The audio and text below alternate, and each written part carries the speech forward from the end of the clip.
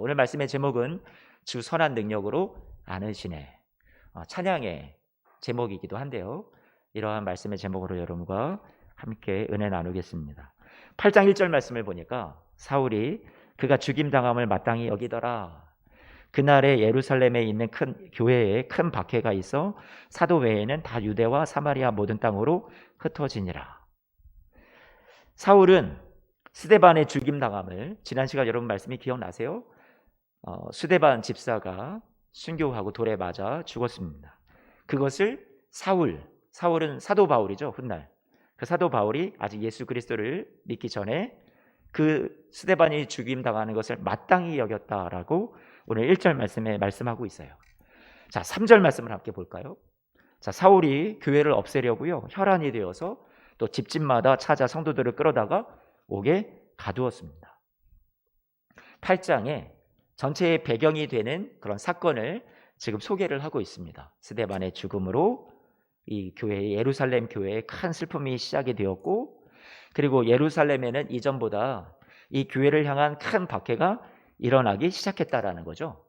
그래서 교회의 성도들이 붙잡혀가는 사람들도 있었고, 그 역사의 전승에 의하면 스데반뿐만 아니라 몇몇 성도들이 또 죽임을 당하고 순교를 당하는 일들이 있었다라고, 오늘 8장 내에는 나오지는 않지만 그런 일들이 있었다라고 기록도 되어 있습니다.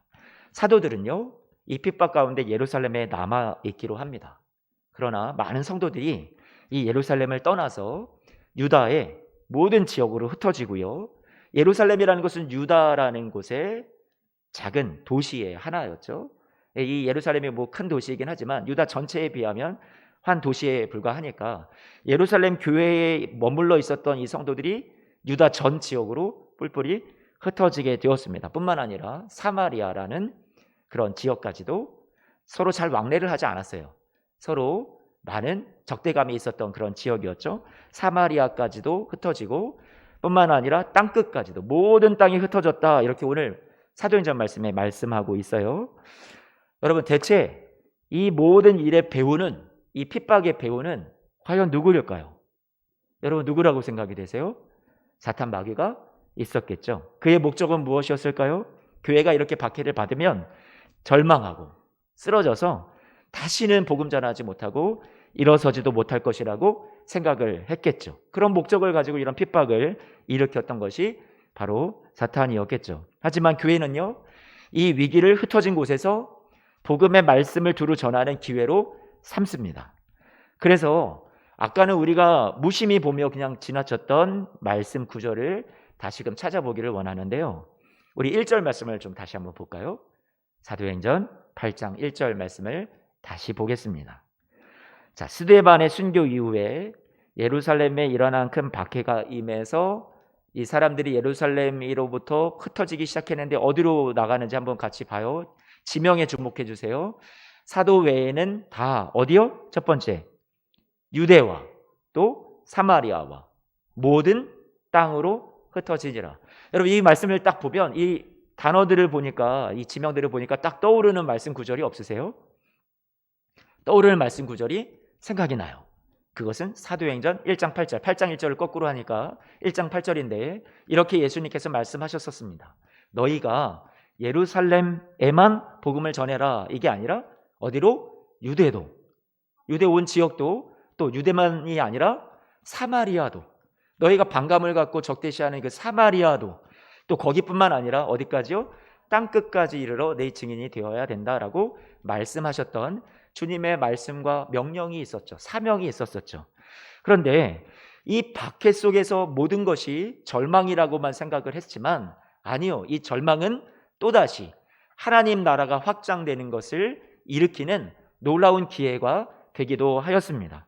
그래서 오늘 이렇게 예루살렘을 떠나서 흩어진 사람들이 곳곳에 흩어지면서 예수님이 말씀하셨던 그 말씀을 이루고 사명을 이루는 일로 놀랍게 바뀌어 가는 것을 우리는 보게 됩니다. 예루살렘을 떠나서 흩어졌던 사람들 중에 스데반 집사가 7 집사 중에 한 사람으로서 먼저 순교를 당했지만 오늘 또 등장하는 그런 두 번째 집사 이야기가 나오는데, 그 집사님의 이름은 빌립이라는 사람이었죠. 그 빌립이 향했던 곳이 어디였다라고 얘기를 하냐면 사마리아라는 곳이었습니다. 한번 생각을 해보세요, 여러분. 빌립이 굳이 왜 사마리아로 갔을까? 빌립도 그렇고 유대인으로서 사마리아라는 곳을 사람들을 좋아하지 않았어요. 아니 다른 유대 지역도 있었잖아요. 예루살렘에 큰 핍박이 있었으면 예루살렘 말고 다른 유대 땅으로 가는 것이 훨씬 더 마음이 편하지 않았을까요? 그런데 빌립은 왜 사마리아로 굳이 갔을까요?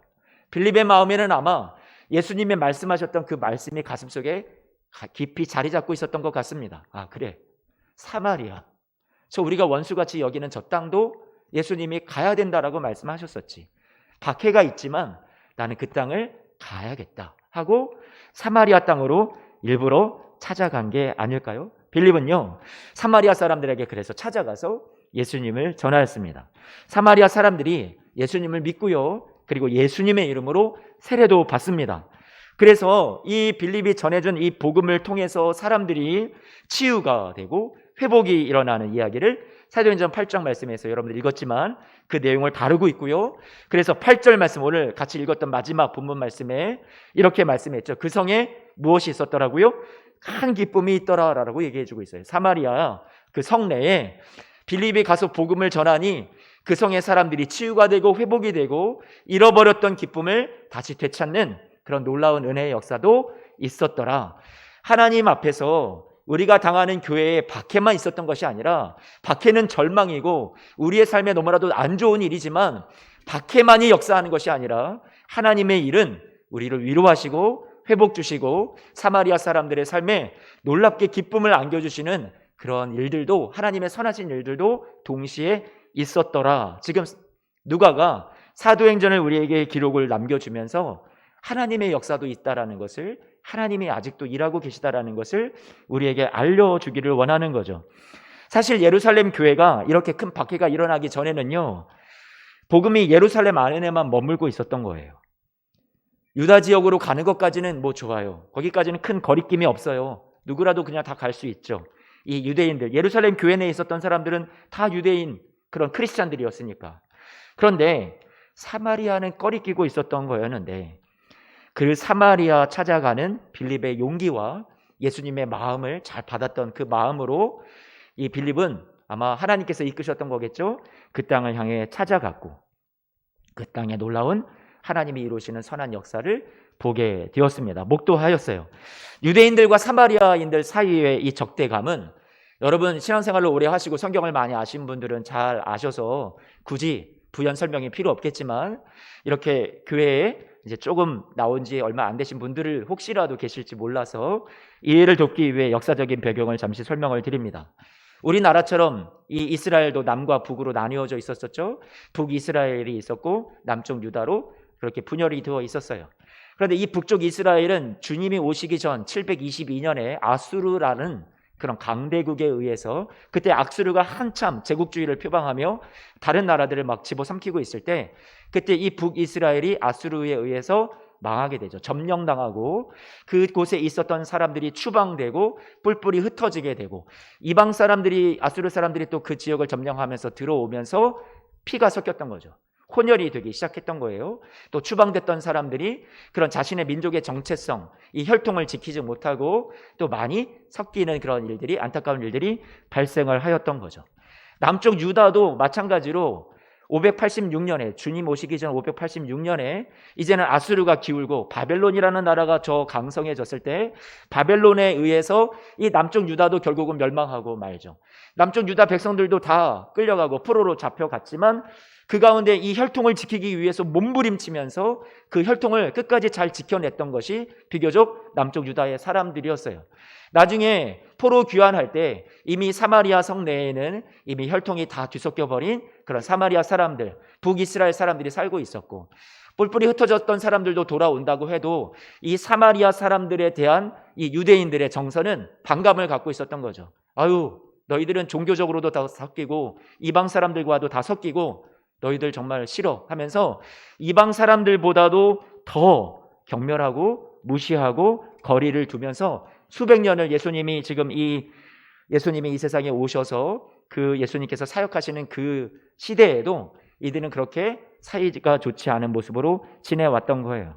그런데 지금 누가는요, 이러한 적대 관계가 박해로 인한 교회의 흩어짐 가운데, 슬픈 일이지만, 아픈 일이지만 사탄이 교회를 무너뜨리려 하는 가운데 오히려 하나님께서 이 악을 선으로 바꾸시며 예수 안에서 유대인과 사마리아인들 사이에 두터운 장벽이 무너지고 있다라는 얘기를 지금 우리에게 소개해 주고 있는 거예요. 누가는 지금 그 얘기를 하고 싶은 거죠. 하나님이 선으로 바꾸어 가신다. 예루살렘 교회는 비록 큰 핍박을 당하고 있지만 하나님은 이 핍박 가운데서 두 손을 놓고 계시는, 구경하시는 분이 아니라 유대와 사마리아 사람들의 막힌 담을 허무시고 하나가 되게 하시며 복음이 확장되게 하시고 하나님의 나라는 더 커져가고 있다는 것을 누가는 지금 기록으로 남겨주고 있습니다. 증언하는 거죠. 하나님의 역사는 계속되고 있습니다. 하나님이 보이지 않는 것이 아닙니다. 이 얘기를 하고 있는 거란 말이에요.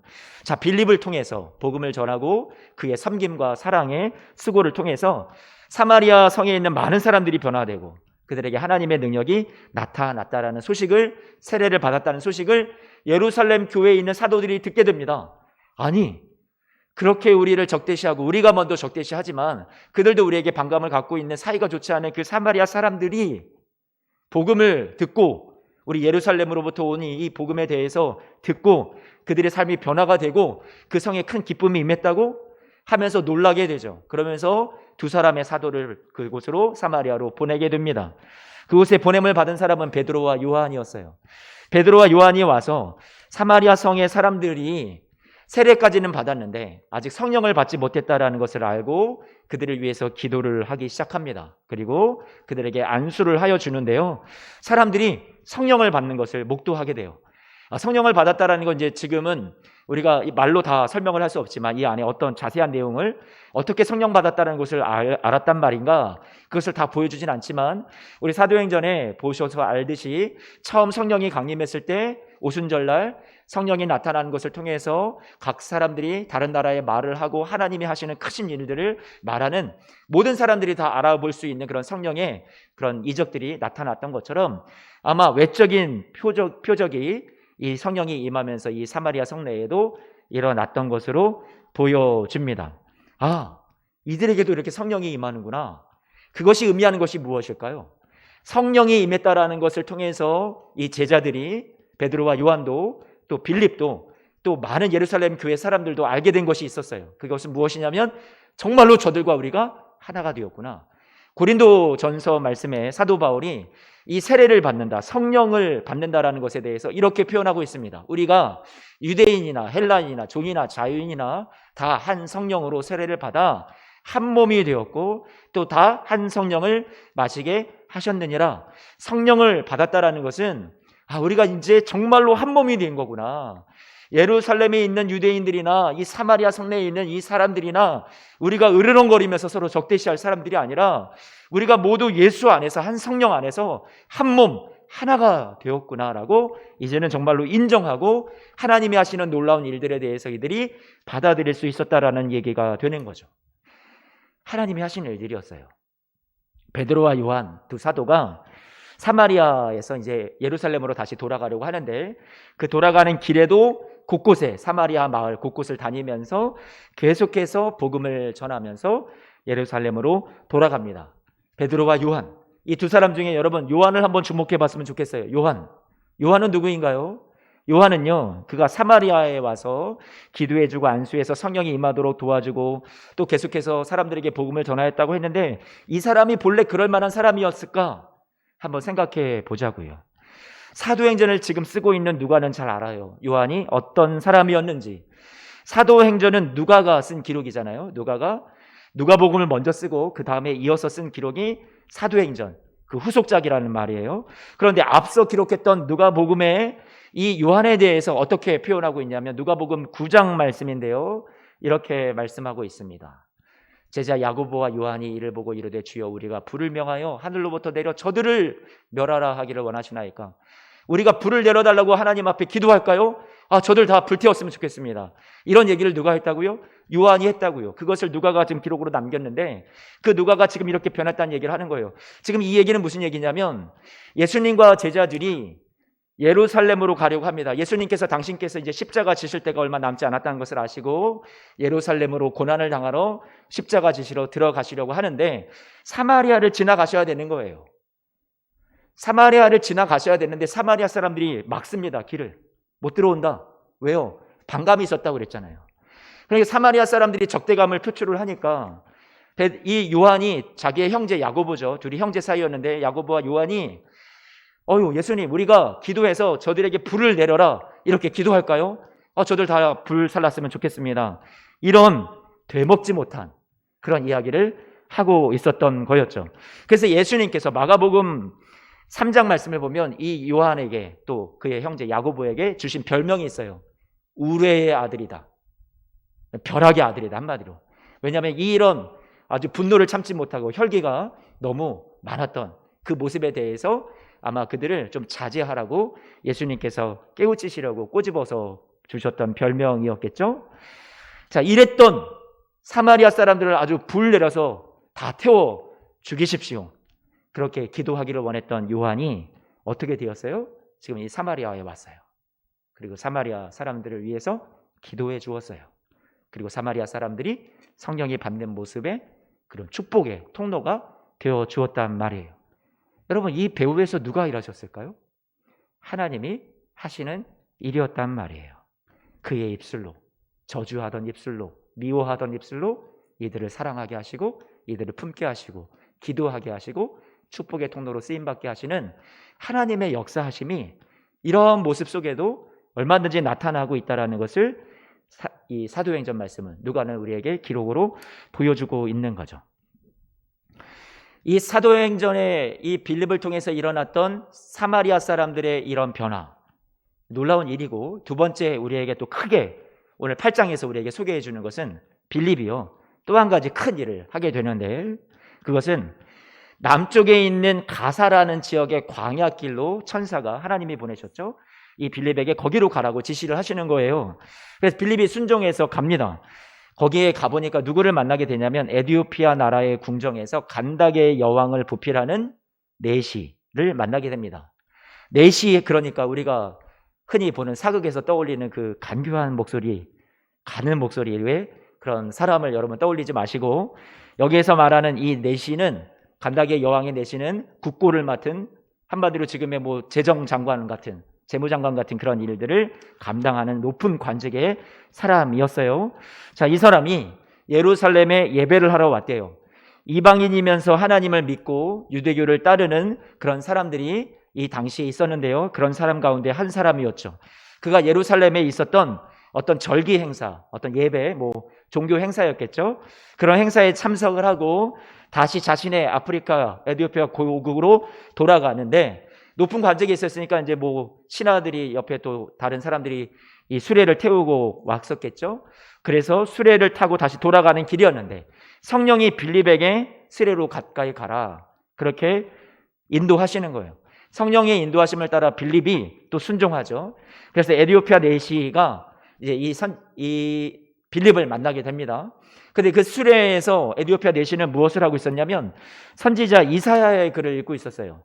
당시에 이사야의 글이 우리처럼 이렇게 성경이 있는 건 아니니까 뭐 이렇게 돼 있는 그런 두루마리 같은 것을 펼쳐서 아마 이사야의 글을 읽었겠죠.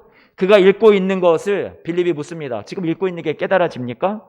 그런데 이거 누가 뭐 해석해 주는 사람이, 설명해 주는 사람이 없는데 내가 어떻게 깨닫습니까? 그랬더니 빌립이 수레에 같이 올라서 이제 설명을 해 주기 시작합니다. 그때 읽었던 그 말씀 구절이 이사야서 말씀이죠. 이런 말씀이에요. 그가 찔림은, 여러분 잘 아는 말씀, 우리의 허물 때문이요 그가 상함은 우리의 죄악 때문이라. 그가 징계를 받음으로 우리가 평안을 누리고 그가 채찍에 맞음으로 우리가 나음을 받았도다. 우리는 다 양 같아서 그릇 행하여 각기 제 길로 갔거늘 여호와께서는 우리 모두의 죄악을 그에게 담당시키셨도다. 그가 곤욕을 당하여 괴로울 때도 그의 입을 열지 아니하였으며 마치 도수장으로 끌려가는 어린 양과 털 깎는 자 앞에서 잠잠한 양같이 그의 입을 열지 아니하였도다. 이 이사야서 말씀을 쭉 이렇게 계속해서 읽어 나가는데, 여기 이 그가 누굽니까? 이분이 누굽니까? 이 고난받는 이 종이 그것을 물었던 거죠. 빌립이 그것을 복음을 풀어서 그분이 바로 예수님이라고 설명을 해 주었습니다. 복음을 전했던 거죠. 이것을 깨달았던 이 내시는요, 견딜 수가 없어요. 감동이 밀려왔어요. 하나님의 말씀을 통해서 자신이 당장에 자신이 결단하고 나 세례를 받아야 되겠다. 그렇게 마음이 들었습니다. 지나가는데 물가가 보였고 당장에 내려서 빌립 나에게 세례를 좀 주십시오 해가지고 그 물가에서 세례까지 받게 됩니다. 아까 말씀드렸듯이 세례를 받음으로 하나의 가족이 되는 거죠. 한 몸이 되는 거예요. 누가가 지금 무슨 얘기를 하고 있는 줄 아시겠죠, 여러분? 사마리아라는 그곳에 어찌 보면 마음의 거리에서 땅끝이라고 생각했던 유대인들에게 그곳에 복음이 들어가게 하시고, 그리고 실질적으로 물리적으로 먼 거리에 있었던 에디오피아라는 곳에 땅끝까지 복음을 전하라고 하신 그 예수님의 말씀이 지금 이 빌립을 통해서 그것이 하나씩 하나씩 이루어지고 성취되어 가고 있다. 그 시작의 첫 열매를 보고 있다는 것을 지금 우리에게 알게 하는 거예요. 예루살렘과 유대 말고 사마리아와 그리고 땅끝까지 복음이 지금 퍼져나가고 있다는 이야기를 하나님의 역사하심이 살아있다는 것을 생생하게 우리에게 들려주고 있는 거죠. 에디오피아 내시는요, 들려오는 역사적인 전승에 의하면 자기 나라에서 처음 전도자가 되었다고 해요. 지금도 에디오피아 사람들, 그 교회에 가면 사람들이 우리의 믿음의 조상은 바로 이 성경의 사도행전에 나오는 그 넷이라고 그렇게 고백을 하기도 합니다. 아직도요. 그러니까 이 사람이 에디오피아에서 높은 관직에 있었고 고국으로 돌아가 아마 예수님의 복음을 그 나라에, 온 땅에 전하는 선한 열매의 첫 시작이 되었을 것이라고 그렇게 보여집니다. 한번 생각을 해보세요. 누가가 들려주는 이 위대한 이야기 속에서 박해가 있고 죽이려 하는 원수가 있고 세상이 있는데 교회를 무너뜨리려 하는데 그 배후에 분명히 어둠이 존재하고 있는데 이 모든 핍박을 주도하고 있었지만 복음을 막으려 하는 것이 이루어지지 않고 교회와 성도들을 무너뜨리려는 것이 결코 이루어지지 않는 하나님의 도우심과 역사하심이 있다라는 것을 지금 누가는 우리에게 말해주고 있다라는 거예요. 오히려 그 박해 속에서도 예수님께서 이루고자 하셨던 그 사명이, 하나님의 뜻이 오히려 이루어지고 하나님 나라가 확장되고 있다라는 것을 지금 누가는 우리에게 가르쳐주고 있죠. 모든 악을 뛰어넘어서 하나님의 선한 능력도 분명히 교회와 함께하고 있다라는 것이에요. 하나님의 은혜로, 하나님의 선하심으로 교회는 더욱 이곳에서 잔멸되는 것이 아니라 사울이 기대했던 잔멸이 아니라 더욱더 강하여지고 있다는 것을 말해주고 있습니다. 한참 부흥하던 교회가 핍박을 당하게 되었다는 것은 아주 좋지 않은 일이지만 하나님은 이러한 악조건 속에서도 이 일을 당신의 선함으로 바꾸시기 위해서 동시에 일하고 계셨다라는 거예요. 그동안 예루살렘을 중심으로만 성장했던 교회가 유대인 중심으로만 전해지던 복음이 혈통을 가리지 않고 막힌 담을 뛰어넘고 곳곳에 침투하기 시작했고 모든 것 합력하여 선을 이루시는 하나님의 일이 이렇게 지금도 진행되고 있다는 것을 누가는 알려주고 있어요. 사랑하는 성도 여러분, 지금 저와 여러분의 삶에도 하나님의 선하신 역사는 진행형으로 역사되고 있는 줄로 저는 믿습니다. 지금도 하나님의 눈은 여러분을 향해서 눈 감고 지그시 감고 그렇게 여러분 외면하시는 그런 하나님이 아니시라 여러분을 돕기 위해서 곁에서 함께 하시고 여러분의 삶을 선으로 이루시기 위해서 쉬지 않고 일하시는 우리 하나님이신 줄로 믿습니다. 오늘 빌립이 사마리아에 그리고 에디오피아 내시에게 복음을 전한 이야기를 우리 누가가 우리에게 전해줄 때 어디에다가 이 이야기를 끼워놓고 있어요? 이런 하나님의 은혜가 있었다, 이런 놀라운 하나님의 역사하심이 있었다는 얘기를 어디에다가 끼워놓고 있어요? 한번 그 앞뒤를 찾아볼까요? 오늘 3절 말씀, 8장 3절 말씀에 이렇게 얘기했죠. 사울은 교회를 없애려고 혈안이 되어 집집마다 찾아 성도들을 끌어다가 옥에 가두었다. 이 이야기 뒤에 이런 놀라운 역사가 하나님의 일하심이 있었습니다라고 쫙 끼워놓고 그 뒤에 샌드위치로 뒤에 가서 얘기하는 게 뭐예요? 사울이 주의 제자들에 대하여 여전히 위협과 살기가 등등하여 대제사장에게 가서 여전히 위협과 살기가 어떻다고요? 등등했다. 앞뒤로 샌드위치처럼 이 교회를 계속해서 핍박합니다. 교회는 계속해서 어려움을 당하고 있어요. 만만치 않은 끼어있는 삶을 지금 살고 있다는 것을 구조적으로 누가가 우리에게 보여주고 있는 거예요. 사랑하는 성도님들의 삶도 이와 같다라는 거죠. 우리의 삶이 이렇게 끼어있어요. 세상 속에, 어려움 속에, 문제 속에. 그런데 이 끼어있는 우리의 삶에 하나님은 어떻게 하시느냐? 오늘 8장 3절 이후부터 9장 1절 그 사이에 나온 이 말씀처럼 저와 여러분의 삶에 하나님이 우리를 버리신 것이 아니라 우리의 삶에도 동행하고 있다는 것을 말씀해 주고 있는 거예요. 오히려 이 핍박 가운데 교회는 승리의 걸음을 잘 걸어가고 있었다. 오히려 교회는 핍박을 밑거름으로 하여서 더욱더 번성하고 있고 하나님의 나라는 무너지지 않았다. 이거죠. 이걸 전하고 싶었던 거예요. 사도행전 8장 2절 말씀에 경건한 사람들이 스데반을 장사하고 위하여 어떻게 했다고요? 크게 울었다. 큰 슬픔이 있었는데 그 슬픔을 하나님께서 슬픔으로만 남기시는 것이 아니라 어떻게 또 하나님께서 한켠에서 이루어 가세요? 8장 8절에 아까 보았죠. 그 성에 큰 기쁨이 있더라. 앞에 슬픔을 얘기했던 것을 뒤에 기쁨으로 이렇게 바꾸어 가시는 하나님의 역사하심에 대해서 누가가 우리에게 기록을 남겨주고 있습니다. 사마리아 성의 기쁨이 곧 예루살렘 교회 성도들의 기쁨이 된 거예요. 한 몸이니까, 한 성도가 되었으니까. 지금 우리의 시각으로 볼 때 우리도 오늘 말씀에 나온 예루살렘 교회처럼 저마다 색과 결이 다르겠지만 슬픔과 고난 가운데 여러분도 많이 참고 견디며 살아가고 있다는 것을 잘 압니다. 이해가 되지 않는 일들이 자꾸 일어나고요. 우리의 기쁨을 빼앗아가는 여러 문제들 속에서 우리는 어떻게 하나님의 선하심을, 그 선하신 하나님 아버지가 우리의 곁에서 함께 하신다라는 것을 우리가 알 수 있을까요? 하나님은 여러분의 삶에 오셔서 함께 울고 함께 아파하시며 공감하여 주시는 분이라는 것을 저는 믿고 있어요. 그 고난의 문제를 선으로 바꾸시기 위해서 지금도 일하고 계시다라는 것을 믿고 있어요. 오늘 말씀에 교회가 당한 박해 가운데 하나님이 아무런 일도 안 하시고 뒷짐지고 계셨던 것이 아니라 분명히 일하고 계셨다라는 것. 박해 가운데서 한번 찾아볼까요? 하나님이 어떻게 일하셨는지 제가 한번 설명을 다시 정리해 볼게요.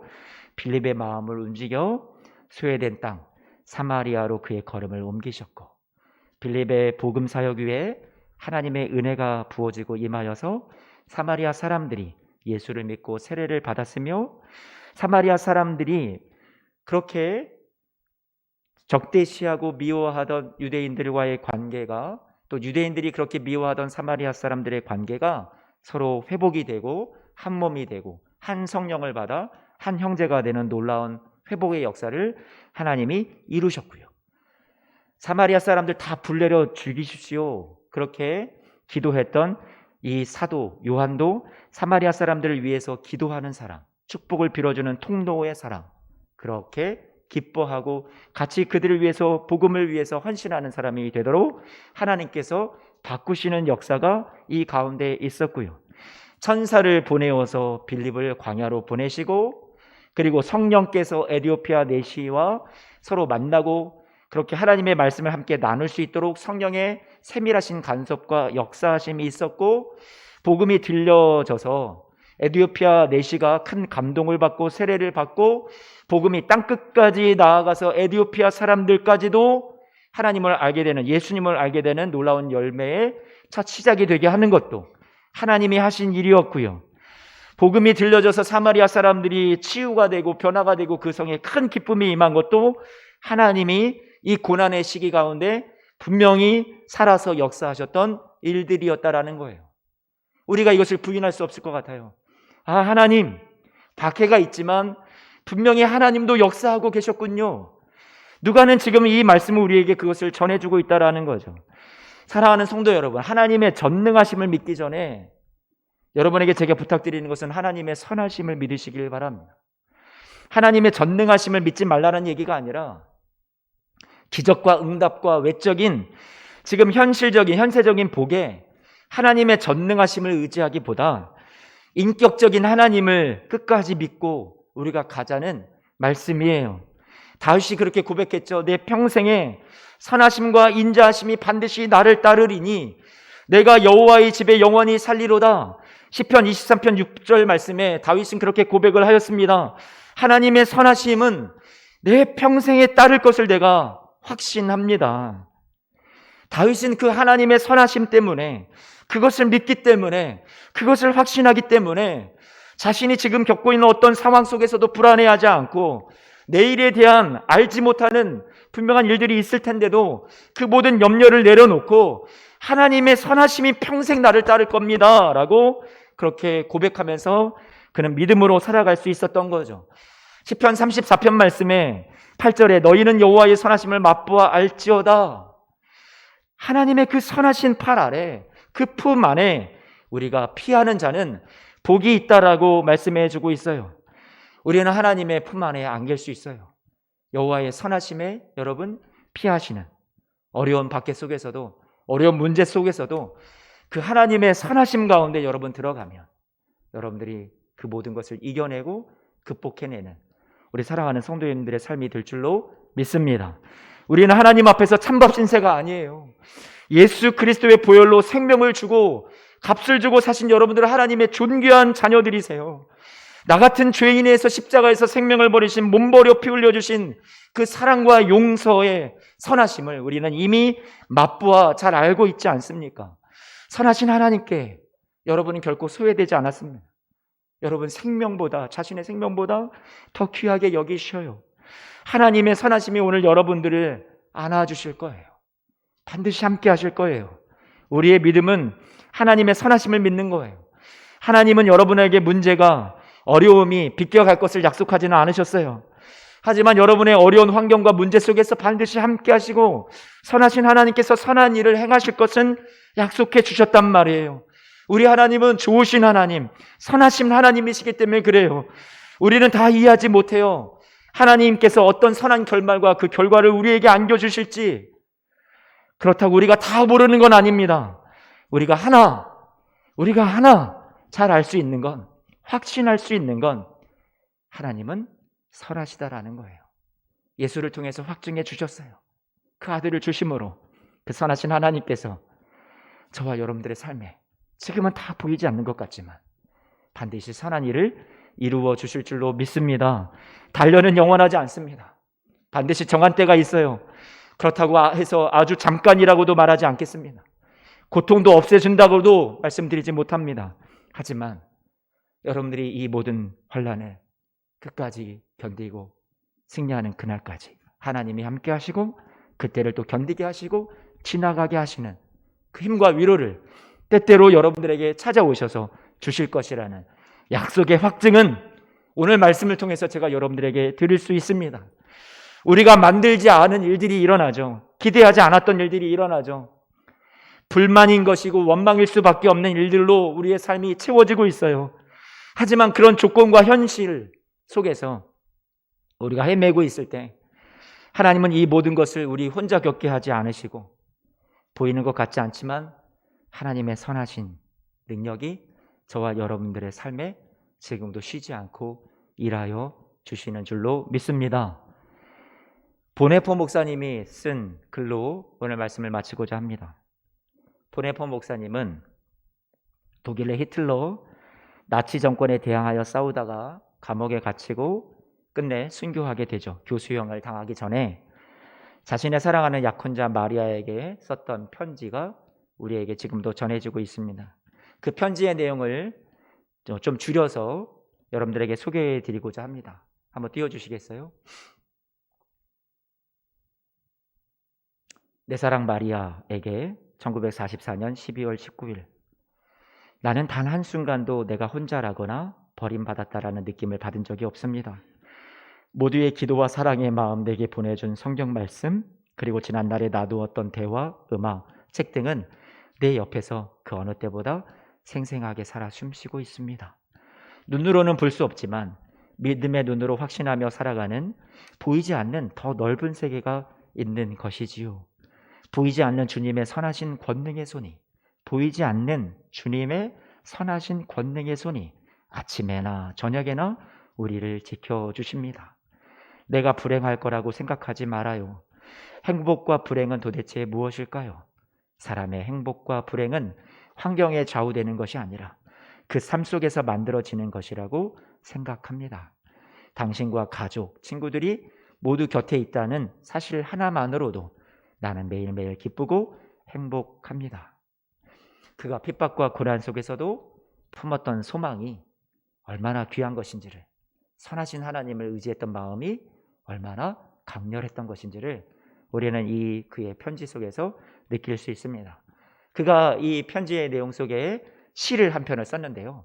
그 시는 주님의 선하신 권능에 쌓여, 이런 시 제목입니다. 그 시의 내용도 한 번 더 읽어드릴게요. 신실하신 주님의 팔에 고요히 둘러싸인 보호와 위로 놀라워라. 오늘도 나는 억새처럼 함께 살며 활짝 열린 가슴으로 새로운 해 맞으렵니다. 지나간 날들 우리 마음 괴롭히며 악한 날들 무거운 짐 되어 누를지라도 주여 간절하게 구하는 영혼에 이미 예비하신 구원을 주소서.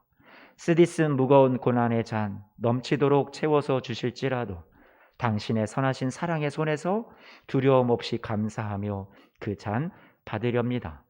어둠 속에서 가져오신 당신의 촛불 밝고 따뜻하게 타오르게 하시며 생명의 빛 칠흑 같은 밤에도 빛을 발하니 보이지 않는 주님 나라 확장되어 갈 때 모든 주님의 자녀들 목소리 높여 찬양하는 그 우렁찬 소리 듣게 하소서. 주님의 강한 팔에 안겨있는 놀라운 평화여, 낮이나 밤이나 우리와 함께 하시는 하나님은 다가올 모든 날에도 변함없으시니 무슨 일 닥쳐올지라도 확신 있게 맞으렵니다. 보네포의 옥중연사에서 나온 시까지 읽어드렸습니다. 가사를 보시면 죽음을 앞둔 상황에서 쓰여진 시라고 볼 수 없을 만큼 신뢰와 감사와 찬양의 고백이 담겨 있어요. 상황을, 현실을 뛰어넘는 그의 신앙을 담고 있는 시입니다. 그가 하나님의 선하심에 대해서 얼마나 소망하면서 이 시를 썼는지 느낄 수 있었습니다. 이 시를, 이 보네포의 고백을 담은 찬양이 있어요. 우리 함께 그 노래 같이 일어나셔서 부르시면서 우리 하나님 앞에 나아가겠습니다.